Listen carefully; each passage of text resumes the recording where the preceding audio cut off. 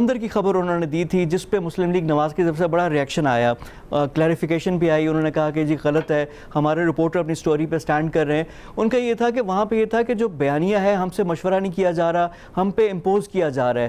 اور وہاں پہ بھی کافی بات چیت ہوئی اور لوگوں نے مختلف باتیں کر رہے تھے. پھر وہی جو پہلے جو بات ہوتی ہے نا شین اور میم کی، تو وہاں پہ کچھ تھا. مسلم لیگ نواز جو ہے وہ ڈینائی کر رہے ہیں. مریم اورنگزیب نے بھی مجھے کال کی، انہوں نے کہا کہ ایسی کوئی بات نہیں ہے، میں خود موجود تھی وہاں پہ. لیکن ہمارے رپورٹر بھی، سورس بھی ان کی وہیں پہ موجود تھی، وہ بھی اپنے سٹوری پہ ڈٹے ہوئے ہیں. تو یہ جو چیز ہے جو پارٹی کے اندر ہے، اور ابھی کوٹ لکھپت جیل میں بھی آج شہباز شریف موجود ہیں، حمزہ ہے، ملاقاتوں کا دن تھا، صرف فیملی ہی ملاقات کرنے کے لیے آئی.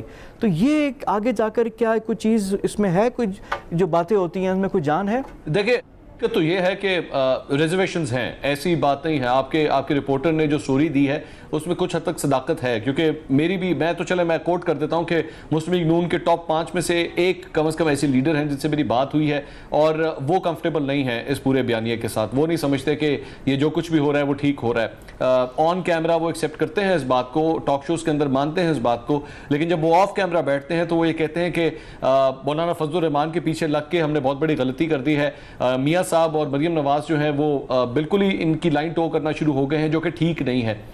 یہاں تک کہ انہوں نے یہ کہا کہ ہمیں اس طرح لگ رہا ہے کہ پوری پارٹی کو جو ہے وہ کسی اندھیر نگری کی طرف لے جایا جا رہا ہے، جہاں پہ ہمیں خود نہیں پتا ہوگا کہ ہم نے نکلنا کہاں سے.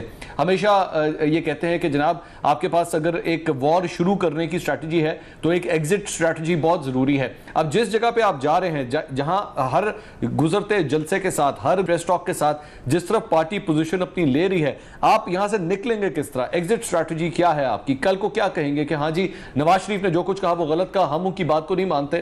یہ کرنا آپ کے لیے بہت مشکل ہے، کیونکہ پارٹی کا نام ہی مسلم لیگ نواز ہے.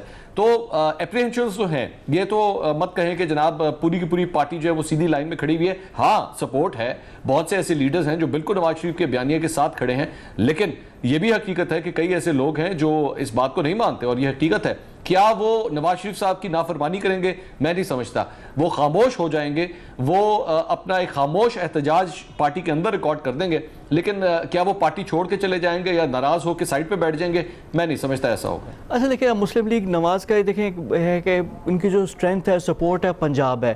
ابھی ہم نے دیکھا گجرانوالہ ڈویژن کو سلیکٹ کرنے کی وجہ یہی تھی کہ ان کا بالکل اسٹرانگ ہولڈ، اور جیسے آپ کہہ لیں کہ فالوئنگ ہے. اب الیکشن میں بھی تقریباً 1,30,00,000 کے قریب ووٹ ان کا ہے. اب یہ ان کی بڑی کامیابی ہے کہ 2 سال میں بھی اس کو انٹیکٹ رکھا ہوا ہے ووٹ بیلٹ کو. اور جو ان کے ایم پی ایز ہیں 6-7 کے علاوہ فرنٹ پہ نہیں آئے. جو اختلاف کر رہے ہیں لوگ وہ اندر ہی کر رہے ہیں. تو یہ بھی تو ایک ان کی اسٹریٹجی، حکمت عملی کی کامیابی ہے کہ مسلم لیگ نواز اتنے سخت حالات میں بھی اپنی پارٹی برقرار رکھے ہوئے ہیں، اور ایک دفعہ پھر ریلیونٹ ہو گئے ہیں کہ 2 سال 2.5 سال تو بات ہی نہیں ہو رہی تھی. تو اس کو کیسے دیکھتے ہیں اس چیز کو آپ؟ دیکھیں ایک بات ہمیشہ ذہن میں رکھیے گا، چاہے ہو سکتا ہے میری یہ بات ذرا پولیٹیشنز کو پسند نہ آئے، لیکن جب ایک پولیٹیشن الیکشن لڑنے کے لیے جاتا ہے تو وہ سب سے پہلے اپنا بینک بیلنس ضرور چیک کرتا ہے کہ جناب میں جب یہ الیکشن لڑوں گا تو اس نے مجھے کاسٹ کتنا کرنا ہے، اس کی کاسٹ پرائس میرے پاس کیا آئے گی. سندھ اسمبلی سے پاکستان پیپلز پارٹی استعفیٰ کیوں نہیں دے گی؟ اس کی سب سے بڑی وجہ یہی ہے کہ ابھی 2 سال پہلے وہ الیکشن لڑ کے ہٹے ہیں. ہر ایم پی اے نے اپنے حلقے کے اندر 3, 4, 5, 6 کروڑ تو بڑے آرام سے خرچ کیا ہے. یہ اس کی کاسٹ تھی اس الیکشن کی. اب ہیونگ سیڈ دیٹ، آپ کے خیال میں پنجاب کے اندر یہ جو جی ٹی روڈ کی بھی اگر ہم بیلٹ اٹھا لیں، یا باقی اگر ہم جنوبی پنجاب کی اگر ہم بات کر لیں، آپ کے خیال میں یہ بغیر رسک لیے، بغیر اس کو ایویلیوٹ کیے کسی بھی پارٹی کے ساتھ آ کے کھڑے ہو جاتے ہیں؟ نہیں، اس طرح نہیں ہوتا. وہ کیلکولیٹ کرتے ہیں کہ آگے اسٹیبلشمنٹ کا کیا موڈ ہے، ہمارے ساتھ کیا ہوگا، ہماری کیا فائلیں تو نہیں کھل جائیں گی، ہم نے یہ پیسے لگانے ہیں اس الیکشن میں. 3, 4, 5, 6 کروڑ روپے بڑی اماؤنٹ ہوتی ہے. میں ایم پی ایس کی صرف بات کر رہا ہوں، ایم این اے کی کاسٹ تو اس سے بھی زیادہ ہوتی ہے. تو وہ اپنی ساری سچویشن کو ایویلیوٹ کرتے ہیں اور اس کے بعد فیصلہ کرتے ہیں کہ کیا ہم نے کسی چیز کے ساتھ کھڑے ہونا ہے یا نہیں. بے شک پبلک کے اندر سپورٹ ہو. الیکشن سے پہلے 2018 کے الیکشن سے پہلے بھی ہم یہ باتیں سننا شروع ہو گئے تھے کہ ٹھیک ہے مریم نواز کی، نواز شریف کی پبلک سپورٹ بہت زیادہ ہے، لیکن ایک بات ذہن میں رکھیے گا، آپ ہر حلقے سے آپ خود نہیں کھڑے ہوتے. آپ نے ایم این ایز یا ایم پی ایس کو کھڑا کرنا ہوتا ہے، آپ نے کسی کو ٹکٹ دینی ہوتی ہے. کون وہ ٹکٹ لینے کے لیے تیار ہوگا نواز شریف کے اس بیانیے کے ساتھ؟ یہ سب سے بڑا سوال ہے. اور کیا وہ لوگ اس کے بعد 3, 4, 5, 6 کروڑ روپے خرچ کرنے کے لیے تیار ہوں گے یا نہیں ہوں گے؟ یہ سب سے بڑی بات ہے. تو I think they are weighing their options right now کہ آگے چل کے کیا صورتحال ہوتی ہے، کیا ہم اس ٹکٹ کے اوپر الیکشن لڑیں یا نہ لڑیں. اور ہمیشہ ذہن میں رکھیے گا ٹریڈیشنل پالیٹکس کے اندر ہمیشہ جو سیف بیٹ ہوتی ہے پنجاب کے اندر، لوگ اکثر وہی جاتے ہیں. اور دیکھیں وہ کہتے ہیں کہ ہوا کس طرف کی چل رہی ہے، تو جہاں پہ ہوا ہوتی ہے، جہاں پہ زور ہوتا ہے تو لوگ ادھر ہی فال ان کرتے ہیں. اور یہ پچھلے 3 الیکشنز میں یہ ہوا ہے کہ جو لوگ چینج ہو کر آتے ہیں، جو کیو میں تھے پھر وہ پیپلز پارٹی میں آئے تو وہ جیت گئے، نون میں آ گئے وہ جیت گئے، اور وہی لوگ پی ٹی آئی میں آ گئے ہیں. تو یہ بھی ایک ویو ہو رہی ہے. تو منصور جو یہ ویو کا جو تاثر ہے، جو چیز آتی ہے اس میں تو پھر آپ کی اسٹیبلشمنٹ بھی ہے، پھر دیکھنا بھی ہوتا ہے. نون کا جو یہ بیانیہ ہے، ان کو اس کا فائدہ کیا ہے؟ یعنی ایک تنقید جو ہوتی ہے پارٹی پہ ہوتی ہے کہ جب شریف خاندان پہ کوئی بات آتی ہے تو یہ لوگ متحرک ہوتے ہیں کہ جی ہمیں کوئی راستہ دیں، ہم سے بات چیت کریں. 1 سال خاموشی تھی، جب وہ نہیں ہو رہا ان کو پتہ چل گیا تو انہوں نے یہ بالکل وہ ٹیمپو بنا دیا کر دیا، اور تھوڑی سی اگینسٹ ایجیٹیشن آ گئی. تو یہ ذاتی فائدے کے لیے چیز ہے، یہ عوام کے لیے یہ چیز ہے؟ دیکھیے ظاہری بات ہے پالیٹکس میں سب سے پہلا تو آپ کا اپنا انٹرسٹ آتا ہے. عوام کا انٹرسٹ تو ٹھیک ہے آئے گا ہی آئے گا، لیکن سب سے پہلے جو ہے وہ ذاتی انٹرسٹ ہے. اور ذاتی انٹرسٹ کے اندر ظاہری بات ہے اپنے کورٹ کیسز کے اندر مسلم لیگ نون کی جو لیڈرشپ ہے وہ اتنی سویر پھنسی ہوئی ہے.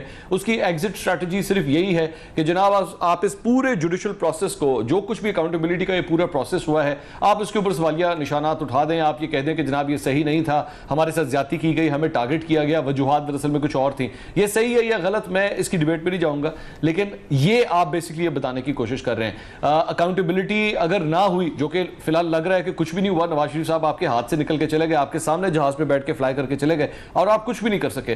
تو اس کے بعد اب لوگوں کو بار بار اب جب آپ جا کے کہیں گے کہ نہیں جی ہم تو اکاؤنٹیبلٹی کر رہے ہیں، ہم یہ لوٹی ہوئی دولت واپس لے کر آئیں گے، تو لوگ کہیں گے جناب لوٹی ہوئی دولت تو بعد میں آئے گی، ہماری اپنی دولت جو ہمارے ہاتھ سے چلی گئی ہے اس مہنگائی کی وجہ سے، پہلے اس کا تو جواب دیں.